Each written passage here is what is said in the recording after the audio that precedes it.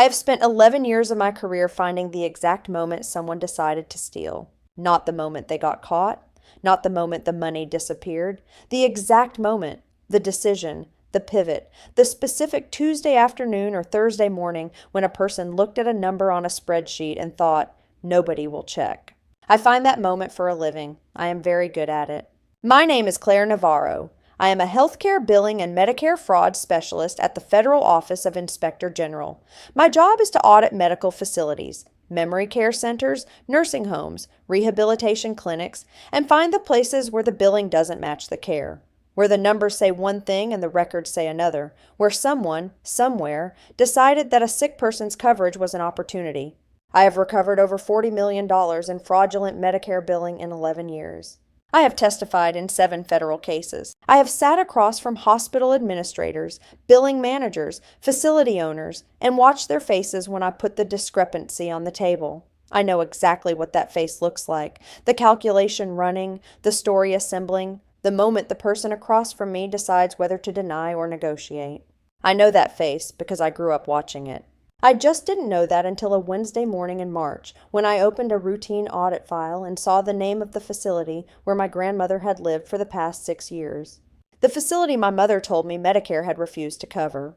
The facility I had been paying for $2,800 a month, every month, for 71 months, out of the salary I earned finding fraud exactly like this. I want to tell you what I found in that file. I want to tell you about the Wednesday morning and the Shell LLC and the Mediation Room at the Strip Mall Law Office on Route 9, where I sat across from my mother and my sister and watched their attorney realize, mid-sentence, that he was in the wrong room. But first I need to tell you about my grandmother, because without understanding Rosa Navarro, 81 years old, 5'0", the woman who taught me to make tamales and read me Garcia Marquez in Spanish before I was old enough to understand it, and told me every single year of my childhood that I was going to do something that mattered. Without understanding her, you cannot understand what the number in that audit file actually cost. Not the $100,000, the other cost. The one that doesn't have a number. Subscribe if you haven't. Drop a comment. Just your name, just where you're watching from. Tell me if you've ever sacrificed something you can't get back for someone you loved without question. I read everyone. My name is Claire Navarro. I find fraud for a living. I should have started closer to home. I need to take you back to the version of my life that made the audit file possible. Not the career, further back. To the version of myself that existed at 26 years old in a 1-bedroom apartment in Cincinnati with a man named Daniel Reyes who had proposed to me on a hiking trail in October and whom I had said yes to with the specific certainty of someone who has found the exact right person and knows it. We had set a date, September, 2 years out. Small wedding, Daniel's family, mine, close friends. A venue we'd toured twice and put a deposit on. A life we had outlined in the specific optimistic detail of 2 people who believe the future is a place you can plan for.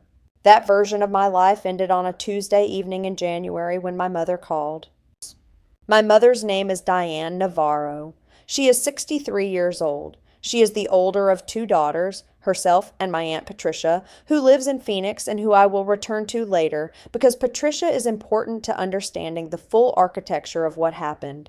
Diane Navarro is the kind of woman who has always operated from a position of managed crisis, not manufactured crisis. I want to be precise about this because the distinction matters. She did not invent problems. She found real problems, real difficulties, real situations that required genuine concern, and then she managed them, carefully, strategically, in ways that positioned her at the center of the solution and everyone around her in a state of grateful dependency. It is a specific skill. I spent most of my childhood admiring it without understanding what I was admiring.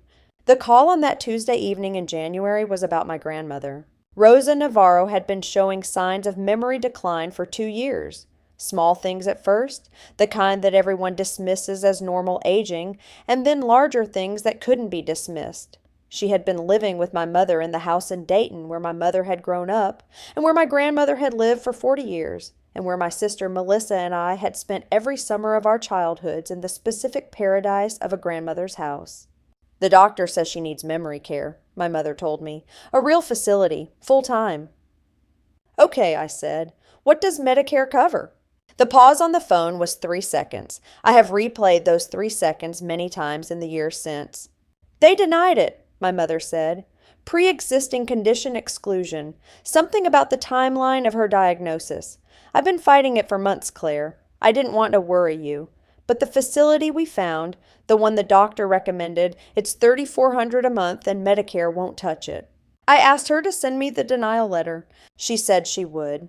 She never did. I asked twice more over the following weeks. Each time there was a reason. She couldn't find it. She'd call the Medicare office again. The paperwork was at her other house.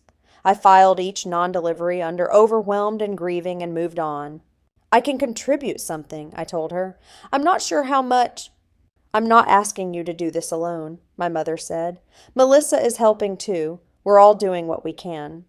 I asked how much Melissa was contributing. She's going through a hard time right now. The business. You know how it is. I knew how it was. Melissa's business was always going through a hard time.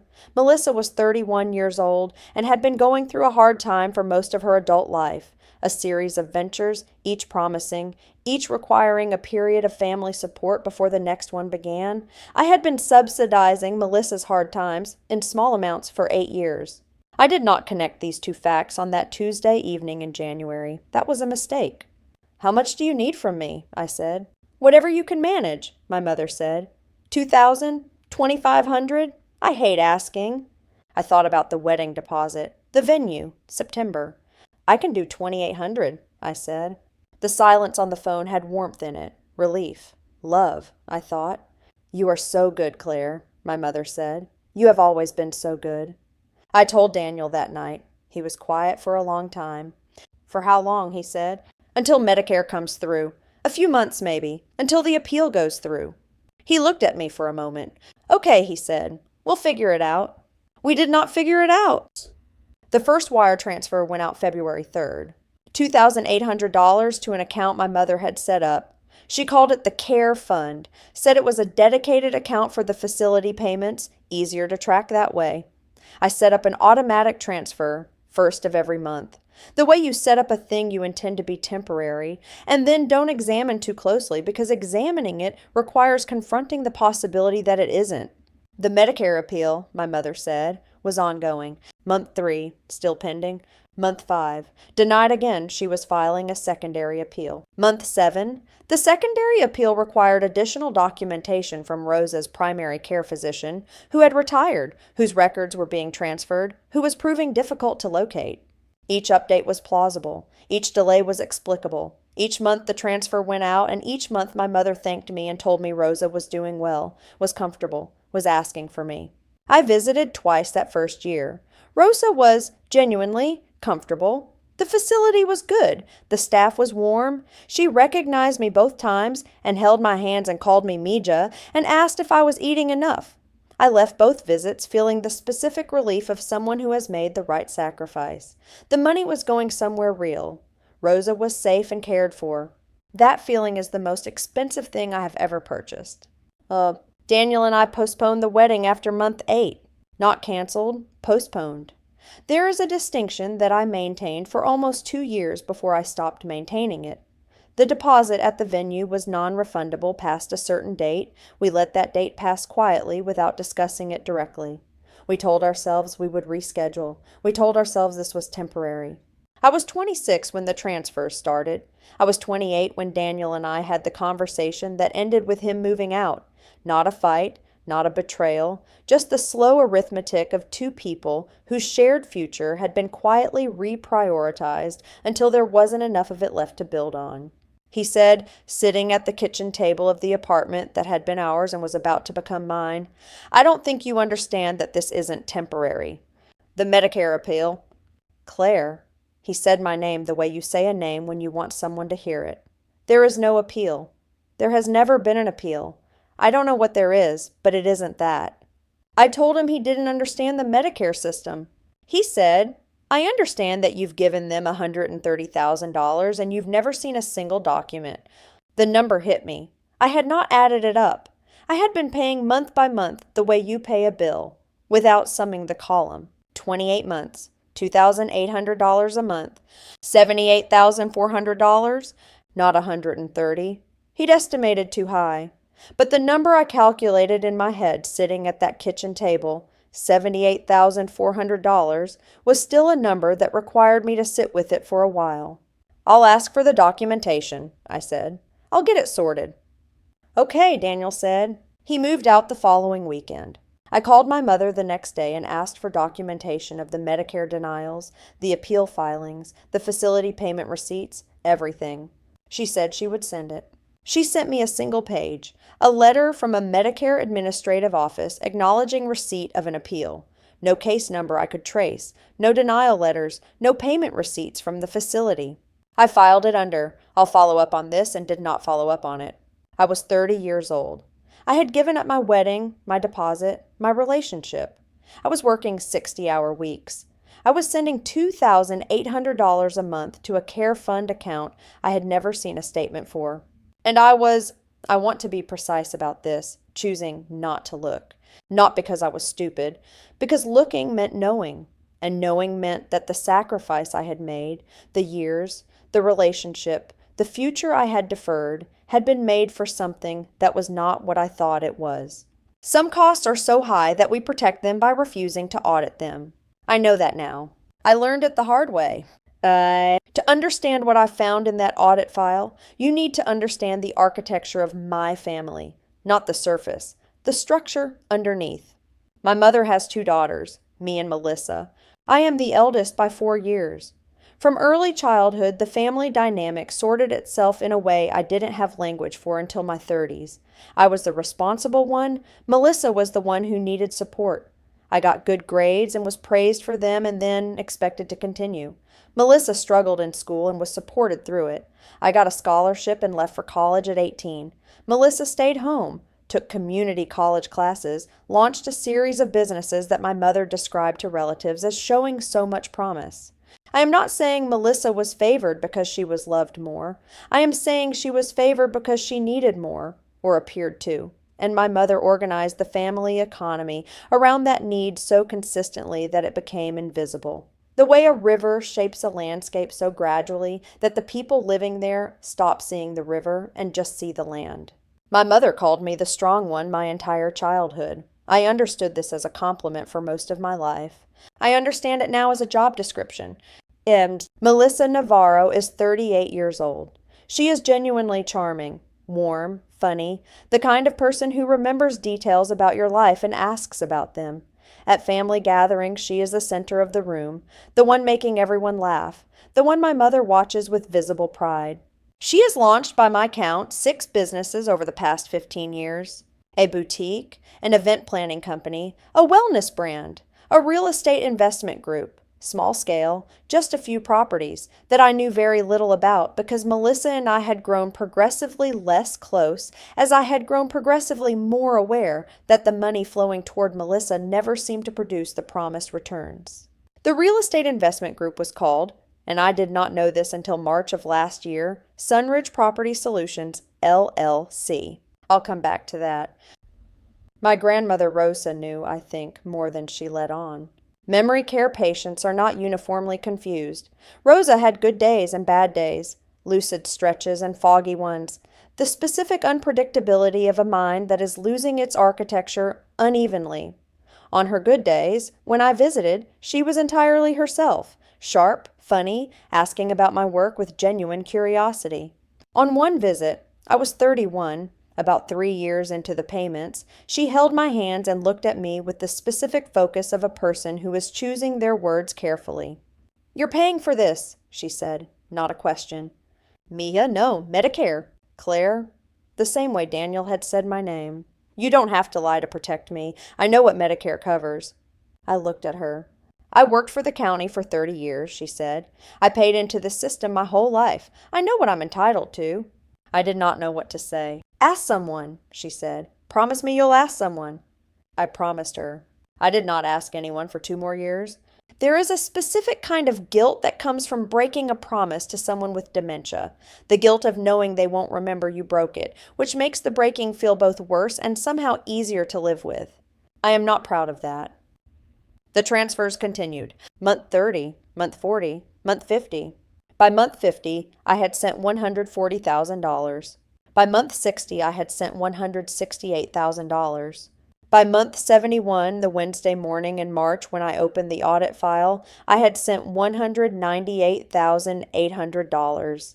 Nearly $200,000. I had stopped adding it up somewhere around month 40, the way you stop reading the meter on a thing that you can't afford to turn off. My career, meanwhile, had become exactly what Rosa had told me it would be. I was good at the work, genuinely, specifically good at the forensic patience it required, the ability to sit with a spreadsheet and find the thing that didn't belong. I had been promoted twice. I was leading my own audit team. I was, professionally, the most competent version of myself I had ever been. And every first of the month, $2,800 left my account. The audit file for Sunrise Memory Care Center in Dayton, Ohio, came to my desk on a Wednesday in March as part of a routine regional sweep. I want to be precise about the specific bureaucratic randomness of this moment, because it was not investigation, it was not intuition, it was not the result of anyone's suspicion, it was a scheduled audit. Sunrise Memory Care was one of 47 facilities in the Southwest Ohio region flagged for routine billing review. My team was assigned the region. I pulled files. I opened the Sunrise file at 8:47 a.m. The facility name registered somewhere in my peripheral attention, Sunrise, Dayton, but not immediately, not consciously. I had visited Rosa at Sunrise. I knew the name. But auditors develop a specific dissociation from the human content of the files we work. You have to, or you can't do the job. I was reading billing codes, not names. I was 14 minutes into the file when I ran the standard resident coverage verification. The verification cross-references each resident's Medicare or Medicaid enrollment status against the facility's billing records, checking that the facility is billing correctly for the coverage each resident actually has. I ran the verification for the resident roster. Resident 847, Rosa Elena Navarro, admitted October 3rd, 6 years ago. Coverage status, Ohio Medicaid, continuous, fully covered, zero patient liability from date of admission. I read it 3 times. Then I ran it again manually, entering Rosa's Social Security number directly into the federal database. Same result. Ohio Medicaid, fully covered, from the day she was admitted, zero patient liability. The care fund, the $2,800 a month, the Medicare denials my mother had described, the appeals, the documentation that never materialized, none of it had ever been necessary. Rosa's stay had been covered, completely, continuously, from the first day, by the Medicaid coverage she had earned in 30 years of county employment. I sat at my desk for, I checked later, looking at my computer activity log, 6 minutes and 40 seconds without moving. Then I did what I do. I started tracing the money. The care fund account that I had been wiring $2,800 to every month for 71 months was held at a regional bank in Dayton under the account name Navarro Family Care Trust. I pulled the account registration through the financial records subpoena process my office uses for fraud investigations, a process I had initiated hundreds of times for other people's families. The account was registered to a business entity. The business entity was Sunridge Property Solutions, LLC. I had heard that name recently. I placed it after a moment. Melissa's Real Estate Investment Group. I pulled the LLC registration from the Ohio Secretary of State database. Managing member, Melissa A. Navarro, registered. Agent, Diane M. Navarro. My sister's company. My mother's name on the registration. I sat with that for a long time. Then I pulled the full transaction history on the care fund account for the past 71 months. $2,800 incoming, first of every month, from my account. Outgoing transactions, property tax payments on 2 residential addresses, a car payment, retail purchases, restaurant charges, a payment to a boutique hotel in Cancun in February 3 years ago, another in February 2 years ago. Not a single outgoing payment to Sunrise Memory Care Center. Not one. Rosa's care had been covered by Medicaid. The facility had never billed my family. The care fund account had never paid the facility. The $198,800 I had sent over 71 months had gone directly into Sunridge Property Solutions, LLC, Melissa's real estate investment company, and been spent on property taxes, car payments, retail, and 2 February vacations in Cancun. I picked up my desk phone. I set it down. I picked it up again. I called David Chin, my supervisor, my counterpart in the Financial Crimes Division, the person I would call if I found this exact pattern in any other family on earth. "David," I said, "I have a situation." "What kind?" "The personal kind," I said. "That involves federal statutes." The silence on the phone had a specific quality I recognized, the quality of a colleague recalibrating. "Talk to me," he said. What followed the Wednesday morning was 3 weeks of the most precise, methodical, emotionally dissociated work I have ever done. I recused myself from the sunrise audit, mandatory, given the conflict of interest, and handed it to my colleague Priya with a one-line note, "Resident 847, coverage status requires secondary review." Priya didn't ask questions. She knew my grandmother's name from a Christmas card I'd sent the office 3 years ago. She looked at me once and nodded. I then opened a personal file on my home computer, not my work computer, not yet, and began building what I had spent 11 years building for strangers, the case. I pulled every wire transfer confirmation from my personal bank records going back 71 months, $2,800 times 71, $198,800, every transfer time-stamped, every confirmation number documented. I cross-referenced against the Care Fund account records, which I had obtained through legitimate subpoena as part of a preliminary personal inquiry reviewed and approved by David, who had quietly flagged the situation as a potential federal matter without yet opening a formal case. The match was clean. Every dollar I sent arrived. Every dollar was redirected. I built a spreadsheet. Column A, date. Column B, amount sent. Column C, amount received by Care Fund. Column D, amount paid to Sunrise Memory Care. Column D was empty for 71 rows. Then I built a second sheet.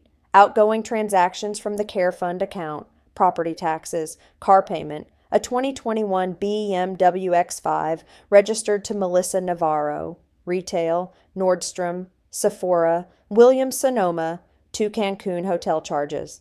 I cross-referenced the Cancun hotel dates against my own calendar. February of 3 years ago, I had been working a 70-hour week on a billing fraud case in Cleveland. February of 2 years ago, I had been testifying in federal court in Columbus. While I was working those weeks, someone had taken $2,800 of my money and paid for a hotel in Cancun. I noted this, filed it in the spreadsheet, moved on. Sunridge Property Solutions, LLC, had been registered in Ohio 4 months before the Care Fund account was opened. The registration listed 2 properties as assets, a duplex on the east side of Dayton and a single-family rental on the west side. I pulled the deed history on both properties. The duplex had been purchased 11 months after the Care Fund opened. Cash purchase, $87,000. The single-family rental had been purchased 14 months after that. Cash purchase, $94,000. Combined, $181,000 in cash property purchases. My contributions over the same period, approximately $185,000. The math was not subtle. Melissa had been using my monthly transfers to build a real estate portfolio. The properties were generating rental income. I pulled the rental listings and found both actively rented at market rate. The LLC was, in the technical sense, a functioning business, built on my money, without my knowledge. I noted the rental income figures, added them to the spreadsheet. Then I called my Aunt Patricia in Phoenix. Aunt Patricia, my mother's younger sister, is 70 years old and has the specific gift of some older women of saying true things directly without ceremony. "Patricia," I said, "did you know that Rosa's care at Sunrise is covered by Medicaid?" The silence on the phone was different from the silences I had been collecting. This one had the quality of someone who has been waiting for a call for a long time. "Yes," she said. "How long have you known?" "Since she was admitted," Patricia said. "I helped your mother with the paperwork. Rosa qualified immediately. 30 years with the county, full Medicaid eligibility. It was never in question." I sat with that. "Did my mother tell you she was asking me for money?" Not directly. I suspected. I tried to bring it up with her twice, and she told me to mind my own business. A pause. I should have called you directly. I'm sorry, Claire. I'm very sorry. It's not your fault, I said. No, Patricia said, but I could have stopped it sooner. We talked for 40 minutes. Patricia told me things about the family dynamic, about Melissa, about my mother's specific way of managing the two of us, that I had sensed but never heard stated plainly. Your mother has always believed that Melissa needs more, Patricia said, and that you can handle it, that you're strong enough to absorb whatever the family needs. She's not cruel, Claire. She genuinely believes this, but believing it doesn't make it right. No, I said, it doesn't. I met with a private attorney named Susan Park, not affiliated with my office, not involved in any federal cases, and laid out the documentation. Susan read through everything for 20 minutes without speaking. Then she said, "You understand what this is?" "Medicare fraud," I said. "Wire fraud.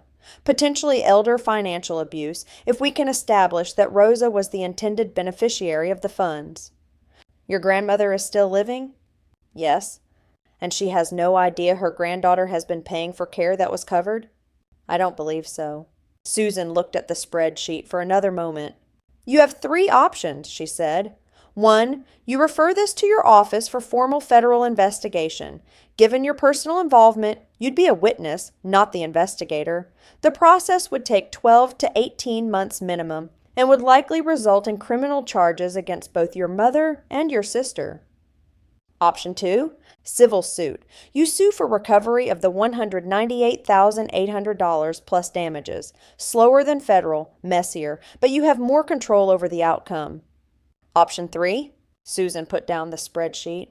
You request a mediation. Bring the documentation. Give them the opportunity to make restitution before this becomes federal. Some people, when they see what they've done laid out on a table, choose to fix it. Some don't.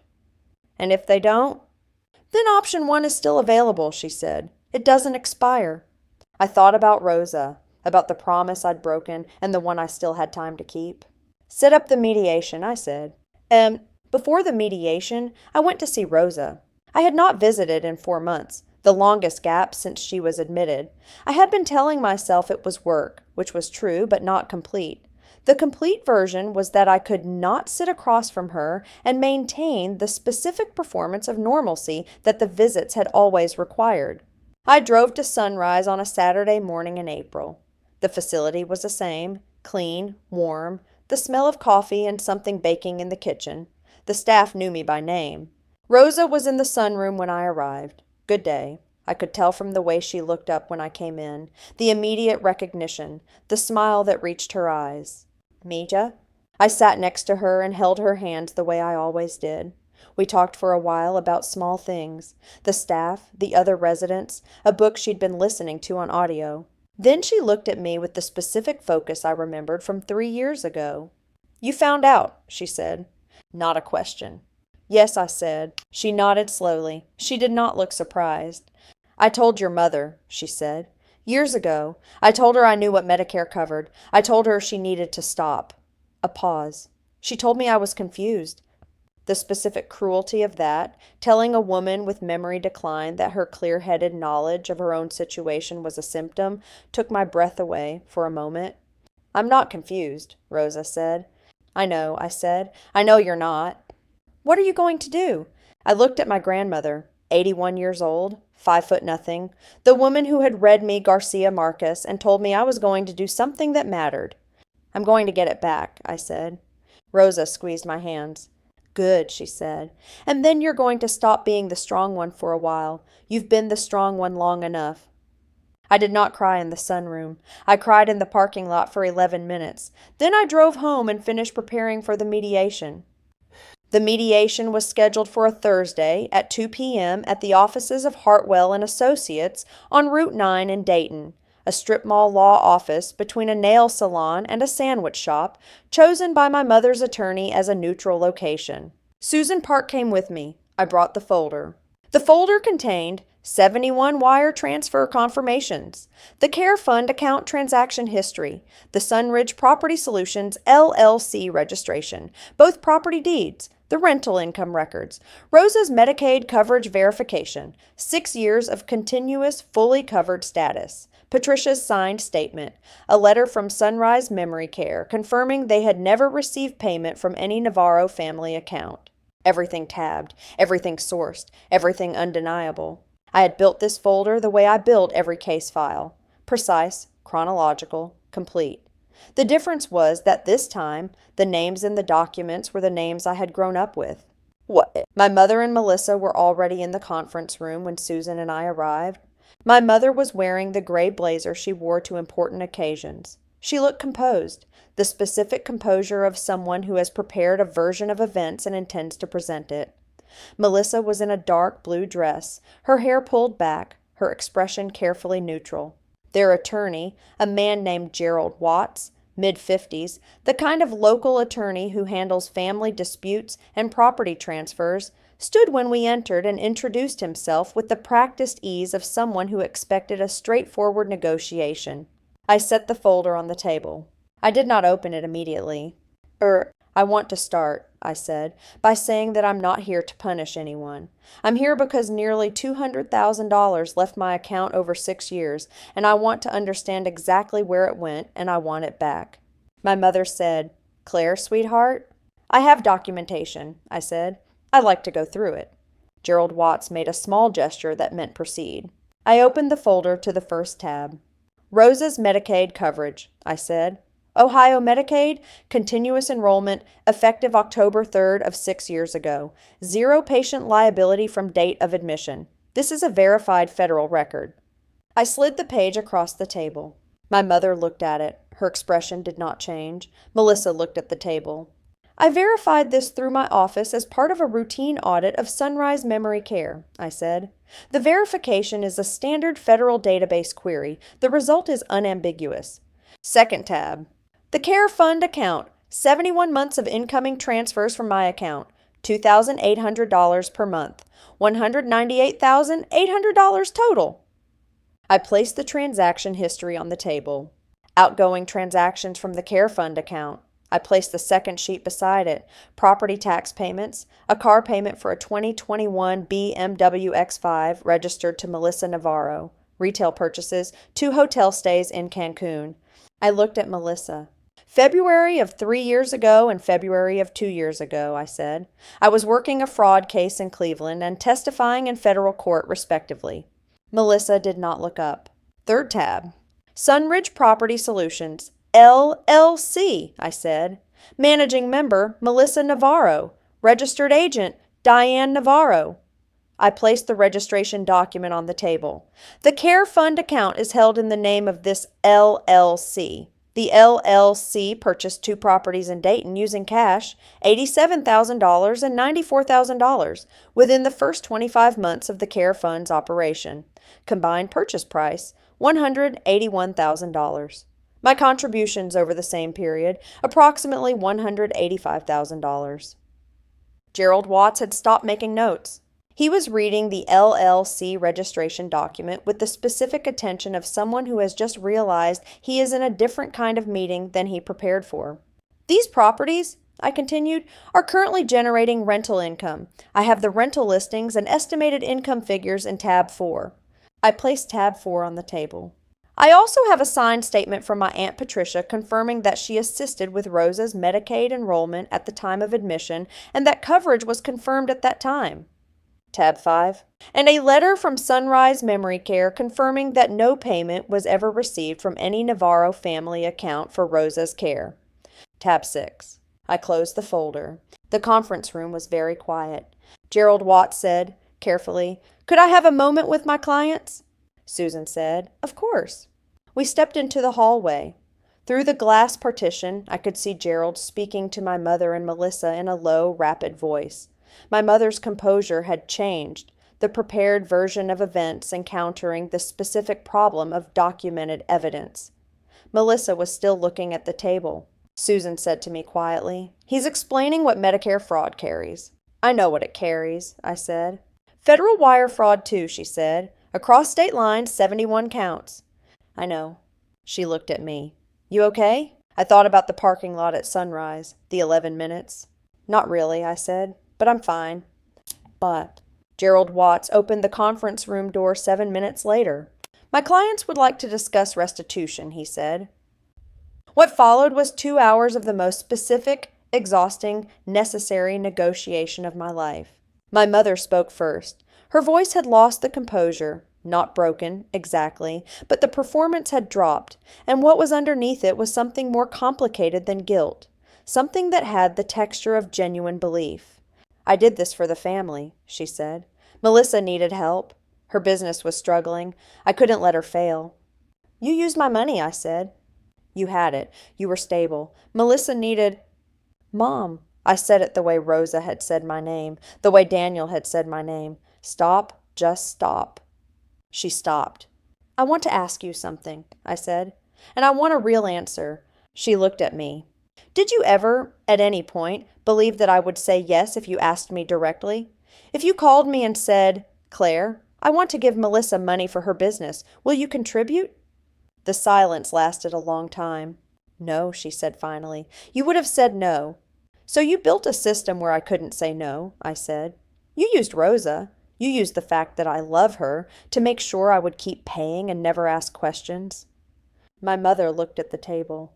That's what this is, I said. That's what you did. Melissa, who had not spoken since we entered the room, said, I didn't know where the money was coming from at first. I looked at her. At first, she said again, the qualifier doing significant work. When did you know? A long pause. Month 4, she said. Maybe 5. Month 4? Month 5. 66 more months after that. Okay, I said. I did not say anything else to Melissa for the remainder of the mediation. Some silences are complete. The restitution agreement took 2 hours to structure. The 2 Dayton properties, the duplex and the single-family rental, would be transferred to me in full within 30 days. Combined current market value, $310,000. Against my $198,800 in contributions, this represented full restitution plus interest. The Care Fund account, remaining balance $23,400, would be transferred to me within 7 days. Both my mother and Melissa signed a formal acknowledgement of the wire transfer scheme and its source. Gerald Watts added language that I had Susan review carefully, language that, in exchange for the restitution agreement, I agreed not to refer the matter for federal prosecution. I want to be transparent about that decision. I have thought about it many times since. The federal prosecution option was real. Wire fraud across 71 transactions. Potential Medicare fraud conspiracy. Both charges carry significant sentences. Gerald Watts knew this. That was why the restitution agreement came together in 2 hours instead of 2 weeks. I chose restitution over prosecution for one reason. Rosa. A federal case would have taken 12 to 18 months. It would have been public. It would have been in the news. A Medicare fraud specialist whose own family defrauded her grandmother's care. It would have been in every conversation Rosa's caregivers had, every family visit, every moment of her remaining time. Rosa is 81 years old with advancing memory decline. She deserved to spend whatever time she has left without her family's ugliness becoming the atmosphere of her days. I chose the money over the punishment. I am at peace with that, most days. I transferred both Dayton properties to a property management company within 60 days of the restitution agreement. They are currently generating rental income that goes into an account I have named, without irony, the Rosa Fund, earmarked for Rosa's care supplementation if her Medicaid coverage ever changes, and for whatever she needs that the state doesn't cover. She doesn't know about the account. She knows about the mediation. I told her the week after, sitting in the sunroom on a Saturday morning. I told her the full version, as clearly as I could. She listened without interrupting. When I finished, she said, "Did you get it back?" "Yes." "All of it?" "More than all of it." She nodded slowly. Then she said, "Good. Now tell me about something else." So I told her about a case I was working, a hospital system in northern Ohio, billing irregularities in the oncology department. She listened with the specific attention of someone who has always believed that the work matters. We talked for 2 hours. It was the best visit I had ever had. My mother and I have not spoken since the mediation. I am not, at this point in the story, able to tell you whether that is permanent. The honest answer is that I don't know. What I know is that the specific relationship we had, built on my role as the strong one, the capable one, the one who could handle whatever the family needed, is over. That version of us is finished. Whether there is another version possible is a question I am not ready to answer. Melissa sent me a text 3 months after the mediation. It said, "I'm sorry. I know that's not enough." She is correct that it is not enough. I have not responded. I may, eventually. I don't know. Daniel and I had coffee last fall. Not reconciliation, just coffee. The way two people who were once very important to each other sometimes have coffee when enough time has passed to make it possible. He is engaged to someone else. He seems genuinely happy. I told him that, and meant it. He asked how I was doing. I told him about the mediation, the folder, the 2 properties. He was quiet for a moment. Then he said, "I told you there was no appeal." "You did," I said. "I should have pushed harder." "I wasn't ready to hear it," I said. "That's not on you."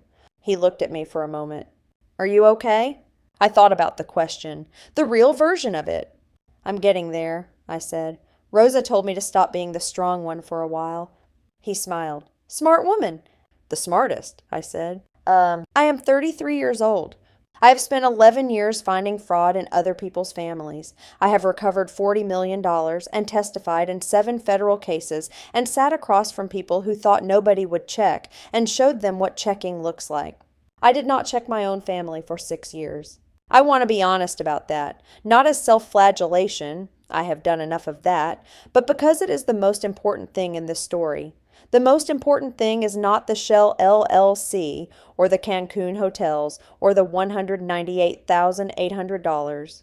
The most important thing is that I, a person whose entire professional skill set was designed to find exactly this pattern, chose not to apply it to myself for 6 years because the cost of knowing was too high.